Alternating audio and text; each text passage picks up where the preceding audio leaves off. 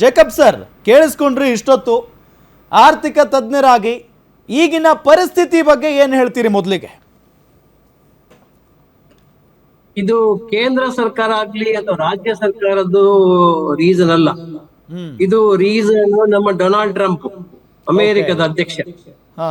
ಅವರು ಒಂದು ವೇಳೆ ಇಸ್ರೇಲ್ ಒಟ್ಟಿಗೆ ಸೇರಿ ಇರಾನ್ ಮೇಲೆ ದಾಳಿ ಮಾಡದೆ ಹೋಗಿದ್ರೆ ನಮ್ಮ ಇಂಪೋರ್ಟ್ ಮಾಡುವ ಕ್ರೂಡ್ ಆಯಿಲ್ 43-45 ಪರ್ ಬ್ಯಾರಲ್ಸ್ ಆಯ್ತು. ಇದು ಇವಾಗ 105-106 ಬ್ಯಾರಲ್ ತನಕ ಹೋಗಿದೆ. ಇದಲ್ಲದೆ ನಮ್ಮ ರುಪಿ ವ್ಯಾಲ್ಯೂ ಅಗೇನ್ಸ್ಟ್ ಡಾಲರ್ 96.47 ಆಗಿದೆ ಇವತ್ತಿಗೆ. ಅಂದ್ರೆ ಈ ವ್ಯಾಲ್ಯೂ ಎಷ್ಟು ಕುಸಿತ ಆಗಿದೆ ಅಂದ್ರೆ ಈ ಆಯಿಲ್ ಪ್ರೊಡ್ಯೂಸಿಂಗ್ ಕಂಪನೀಸ್ ನವರು ಪರ್ ಡೇ 1700 to 1900 ಕ್ರೋರ್ಸ್ ನಷ್ಟಗೊಳಗಾಗಿದೆ. ಅಂದ್ರೆ ನಾವು ನಮ್ಮ ಭಾರತ ದೇಶದಲ್ಲಿ ಮಾತ್ರ ನಾವು ಬೆಲೆ ಜಾಸ್ತಿ ಮಾಡಿಲ್ಲ ಪೆಟ್ರೋಲ್ ಡೀಸೆಲ್ಗೆ ಇಷ್ಟು ದಿವಸ. ಅದು ಅಪಮಾನ ಹೋಯ್ತು ಬೋಡಿ ಮೇಲೆ, ಇಲೆಕ್ಷನ್ ತನಕ ಮಾಡಿಲ್ಲ ಅಂತ. ಸರಿ, ಇಲೆಕ್ಷನ್ ತನಕ ಮಾಡಿಲ್ಲ, ಆದ್ರೆ ಇವಾಗ ಕೂಡ ಜಾಸ್ತಿ ಮಾಡೋದು ಎಷ್ಟು? ₹3 ಮಾತ್ರ. ಆದ್ರೆ ಬೇರೆ ದೇಶದಲ್ಲಿ ಎಷ್ಟು ಜಾಸ್ತಿ ಆಗಿದೆ ಅಂದ್ರೆ ಅದು more than 20%, even 40%, including USA. USA is oil producing country. 80% of the ಅಂದ್ರೆ ಜೇಕಬ್ ಸರ್, ಈಗ ಬೇರೆ ದೇಶಗಳು ಹೋಲಿಸ್ಕೊಂಡ್ರೆ ಭಾರತದಲ್ಲಿ ಕಡಿಮೆ ಏರಿಕೆ ಆಗಿದೆ ಅನ್ನೋದು ನಿಮ್ಮ ಅಭಿಪ್ರಾಯ? ಸರ್, ನಾವು ತಮಗೆ ಸರ್, ತಾವು ಇಂಡಸ್ಟ್ರಿಯಲಿಸ್ಟ್ ಇದ್ರಿ. ರಘು ದೊಡ್ಡೇರಿ ಅವರು ಮಾತಾಡ್ತಾ ಇದ್ದಾರೆ ನೋಡಿ. ಕೇಳ್ತೀನಿ ಸರ್, ಆಮೇಲೆ ಮಾತಾಡಿ. ಪ್ರಶ್ನೆ ಕೇಳ್ತೀನಿ ಸರ್. ಅಲ್ಲ, ಆಮೇಲೆ ಕ್ವಶನ್ ನೀವು ಅನಾಲಿಸಿಸ್, ದಯವಿಟ್ಟು ಅನಾಲಿಸಿಸ್ ಕೊಡಿ ಸರ್, ಡಿಫೆಂಡ್ ಮಾಡ್ಕೊಂಬಿಡಿ. I have a great respect for you. ನೀವೇನಾದ್ರು ಗಲಾಟೆ ಮಾಡಿದ್ರೆ ನಿಮ್ಗೆ ಐಟಿ ಬರ್ತದೆ ಅಂತ ಎದುರ್ಕೊಂಬಿಡಿ ಸರ್. ನೀವೇನಾದ್ರೂ ಫೇವರ್ ಆಗಿ ಮಾತಾಡಿಲ್ಲ ಐಟಿ ಬರ್ತಾರೆ ಅಂತ ಎದುರ್ಕೊಂಬಿಡಿ. ಐಟಿ ರೇಡ್ ಮಾಡ್ತಾರೆ, ಇನ್ಕಮ್ ಟ್ಯಾಕ್ಸ್ ನೋಟಿಸ್ ಬರ್ತದೆ ಅಂತ ಎದುರ್ಕೊಂಬಿಡಿ ಸರ್. ವಾಸ್ತವ ಮಾತಾಡಿ. ನೀವೇ ಮಾತಾಡ್ರಪ್ಪ, ನಾನು ಸ್ಟಾಪ್ ಮಾಡ್ತೀನಿ. ಇಲ್ಲ ನಾನು ನಿಮ್ ಪ್ರಶ್ನೆ ಕೇಳಿದೆ ಸರ್, ಅಷ್ಟೇನೆ. ಜೇಕಬ್ ಸರ್ ಹೇಳಿ ಸರ್. ನಮ್ಮ ದೇಶ ಕಮ್ಮಿ ಇದೆ ಅಂತಲ್ಲ, ವಾಸ್ತವವಾಗಿ ಇವತ್ತು ಇಂಡಸ್ಟ್ರಿ ಮತ್ತೆ ಜನರಿಗೆ ಎಷ್ಟು ತೊಂದರೆ ಆಗಿದೆ ಅದ್ರ ಬಗ್ಗೆ ಮಾತಾಡಿ. ಅದಕ್ಕೆ ನೀವು ಹೇಳ್ಬಿಟ್ಟು ನಾನು ಏನ್ ಮಾತಾಡ್ಬೇಕಂತ ನಾನು ಮಾತಾಡಕ್ ಸುಮ್ಮನೆ ರೀ. ಹಾ ಸರ್, ಬಟ್ ಡಿಫೆಂಡ್ ಮಾಡಕ್ ಬರ್ಬೇಡಿ ಸರ್, ಅಷ್ಟೇ. ವಾಸ್ತವ ಮಾತಾಡಿ. ಪ್ಲೀಸ್ ಮಾತಾಡಿ. ರಾಮ್ ಬಡಿಗೇರ್ ಅವರು ಕೇಳಿದ ಪ್ರಶ್ನೆ ಉತ್ತರ ಕೊಡ್ತಾ ಇದ್ದೀನಿ. ಮಾತಾಡಿ. ನಾನು ಪೊಲಿಟಿಷಿಯನ್ ಅಲ್ಲ ನಿಮ್ಮಂಗೆ, ನಾನು ಯಾವ ಪಾರ್ಟಿ ಆಗ್ತಾರಲ್ಲ. ಅದನ್ನೇ ಸರ್, ದಯವಿಟ್ಟು ನ್ಯೂಟ್ರಲ್ ಆಗಿರಿ ಅಂತ. ಅದಕ್ಕೆ ನೀವು ಕೇಳ್ಬೇಡಿ, ಆಂಕರ್ ಕೇಳಿ, ನೀವು ಯಾಕೆ ಕೇಳ್ತೀರಾ? ಸೆಂಟ್ರಲ್ ಬರ್ತೀರಾ? ಜೇಕಬ್ ಸರ್, ಕಂಟಿನ್ಯೂ ಮಾಡಿ, ನೀವು ಹೇಳಿ. ಆಯ್ತು, ಮಾತಾಡಿ ಸರ್. ಓಕೆ, ಇದರಿಂದ ಕಂಪೇರ್ ಟು ಬೇರೆ ರಾಷ್ಟ್ರ ಕಂಪೇರ್ ಮಾಡಿದ್ರೆ ನಮ್ಮ ಭಾರತ ದೇಶದಲ್ಲಿ ₹3 ಜಾಸ್ತಿ ಆಗಿರುತ್ತೆ. ಯಾಕಂದ್ರೆ ಇವಾಗ ನಾವು ಆವಾಗಲೇ ಹೇಳಿದ ಆಯಿಲ್ ಮ್ಯಾನುಫ್ಯಾಕ್ಚರಿಂಗ್ ಕಂಪನೀಸ್ ಅವರು per day 1700 to 1900 crores per day loss ಮಾಡ್ತಾ ಇದ್ರು. Because of devaluation and barrel ಮೇಲೆ ಪ್ರೈಸ್ ಜಾಸ್ತಿ ಆಗಿರೋದು.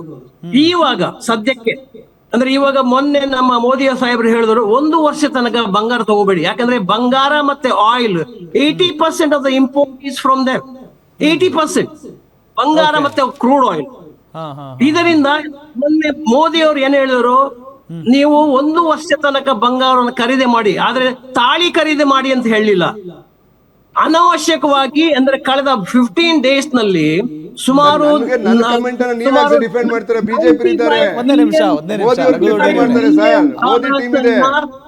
ಬಂಗಾರದ ಗಟ್ಟಿ ಮತ್ತೆ ಬಂಗಾರದ ಕಾಯಿನ್ ಖರೀದಿ ಮಾಡಿದ್ದಾರೆ, ಆದ್ರೆ ಆಭರಣ ಖರೀದಿ ಮಾಡಿಲ್ಲ.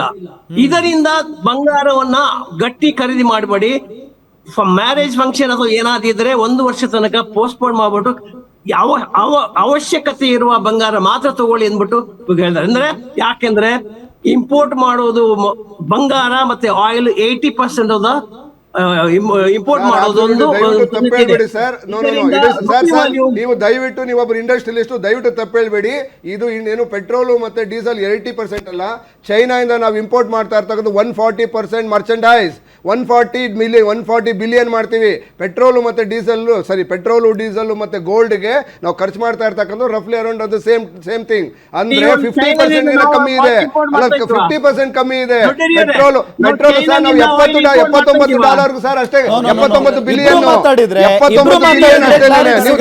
ನೀವು ದಯವಿಟ್ಟು ತಪ್ಪು ಮಾಹಿತಿನ ಕೊಡಬಾರ್ದು. ಅವ್ರು ಕ್ಲಿಯರ್ ಆಗಿ ಹೇಳ್ತಿದ್ದಾರೆ 85% ನಾವು ಪೆಟ್ರೋಲಿಯಂ ಪ್ರಾಡಕ್ಟ್ ನನ್ನ ಇಂಪೋರ್ಟ್ ಮಾಡ್ಕೋತೀವಿ ಅಂತ. ಸತ್ಯ ಅದು ಸುಳ್ಳು. ಅದು ಅವ್ರು ಮಾತಾಡೋದು 80% ಇದು No, no, no, no, 75% petroleum product ಅನ್ನ ನಾವು ಇಂಪೋರ್ಟ್ ಮಾಡ್ಕೊಳ್ತೀವಿ. 85% ಅಲ್ಲ 85% 85% ಐಟಮ್ ಅಲ್ಲ. ನಾವು ಚೈನಾದಿಂದ 135 140 ಬಿಲಿಯನ್ ವಸ್ತುಗಳನ್ನ ಇಂಪೋರ್ಟ್ ಮಾಡ್ತಾ ಇದ್ದೀವಿ. ನಾನು ಮೇಕ್ ಇನ್ ಇಂಡಿಯಾ ಏನಾಯ್ತು? Make in India Atmanirbhar Bharat ಏನಾಯ್ತು? PLI ಸ್ಕೀಮ್ ಏನಾಯ್ತು? ಇವೆಲ್ಲ ನಾವು ಮೇಕ್ ಇನ್ ಇಂಡಿಯಾ ಮಾಡ್ಬಿಡ್ತೀವಿ, ದೇಶದಿಂದ ಎಲ್ಲ ಎಕ್ಸ್ಪೋರ್ಟ್ ಮಾಡ್ಬಿಡ್ತೀವಿ ಅಂತ ಹೇಳ್ತಂತ ಮೋದಿ ಅವರು ಎಲ್ಲಿ ಹೋದ್ರು? ಇವತ್ತು 1% ಇವತ್ತು ಡಾಲರ್ ಬೆಲೆ ಕುಸಿತಾ ಇರೋ ಕಾರಣ ಏನು ಅಂತಂದ್ರೆ ಇವೆರಡೇ ಅಲ್ಲ, ಬೇರೆ ವಸ್ತುಗಳನ್ನು ಕೂಡ ಇಂಪೋರ್ಟ್ ಮಾಡೋ ಕಾರಣದಿಂದ ಇವತ್ತು ಪೆಟ್ರೋಲ್ ಮತ್ತೆ ಗೋಲ್ಡ್ ಮಾತ್ರ ಅಲ್ಲ ನಾವು ಇಂಪೋರ್ಟ್ ಮಾಡ್ತಾ ಇರ್ತಕ್ಕಂಥದ್ದು, ಮರ್ಚೆಂಡೈಸ್ ಅನ್ನ ಅಂದ್ರೆ ನಮ್ಮ ಮಟೀರಿಯಲ್ ಗಳನ್ನ 140 ಬಿಲಿಯನ್ ಅಷ್ಟು ಇಂಪೋರ್ಟ್ ಮಾಡ್ತಾ ಇದ್ದೀವಿ. ಕಮ್ಮಿ ಆಗೋದಕ್ಕೆ ಅದೇ ಕಾರಣ. ನೀವು ಮ್ಯಾನುಫ್ಯಾಕ್ಚರಿಂಗ್ ಅನ್ನ ಜಾಸ್ತಿ ಮಾಡಿದ್ರೆ ಈ ದೇಶದ ಡಾಲರ್ ಬೆಲೆ ಏನು ಕುಸಿತ ಆಗ್ತಾ ಇತ್ತು, ಮತ್ತೆ ರೂಪಾಯಿ ಬೆಲೆ ಜಾಸ್ತಿ ಆಗ್ತಾ ಇತ್ತು. ಇವ್ರು ಏನ್ ಮಾಡ್ತಾ ಇದಾರೆ? ಮೇಕ್ ಇನ್ ಇಂಡಿಯಾ ಬರೇ scam, make in India scam, make in India scam. Atmanirbhar Bharat ಏನಾಯ್ತು? ನಿಜವಾಗ್ಲೂ ಚರ್ಚೆ ಆಗ್ಬೇಕಾಗಿರೋದು ನೀವು ಮೇಕ್ ಇನ್ ಇಂಡಿಯಾ ಬಗ್ಗೆ ಯಾಕೆ ಮಾತಾಡ್ತಾ ಇಲ್ಲ? ಮೇಕ್ ಇನ್ ಇಂಡಿಯಾ ಬಗ್ಗೆ ಮಾತಾಡಿ. ಈಗ ನಮ್ಮ ಜೊತೆಗೆ ಮತ್ತೊಬ್ರು ಅತಿಥಿ ಜಾಯ್ನ್ ಆಗಿದ್ದಾರೆ, ಶರ್ಮಾ ಅವರು, ಖಾಸಗಿ ಬಸ್ ಆಪರೇಟರ್ಸ್ ನ ಯೂನಿಯನ್ ಅಧ್ಯಕ್ಷರು. ಸರ್ ನಮಸ್ಕಾರ, ಕಾರ್ಯಕ್ರಮಕ್ಕೆ ಸ್ವಾಗತ.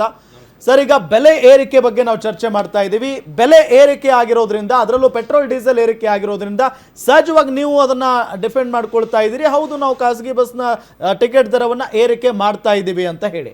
ಸೊ ಇದ್ರ ಬಗ್ಗೆ ನಾನು ನಿಮ್ಮ ಹತ್ರ ಕ್ಲಾರಿಟಿ ತಗೊಳ್ತೀನಿ, ಮಾತನಾಡ್ತೀನಿ. ಒಂದು ಬ್ರೇಕ್ನ ಸಮಯ. ಎಸ್ ವೀಕ್ಷಕರೇ, ಸಹಜವಾಗಿ ಬಸ್ ದರ ಏರಿಕೆ ಆದರೆ, ಅಕ್ಕಿ ದರ ಏರಿಕೆ ಆದರೆ, ಪೆಟ್ರೋಲ್ ಡೀಸೆಲ್ ಬೆಲೆ ಏರಿಕೆ ಆದರೆ ನಮಗೆ ತೊಂದರೆ ಆಗೇ ಆಗುತ್ತೆ ಜನಸಾಮಾನ್ಯರಿಗೆ.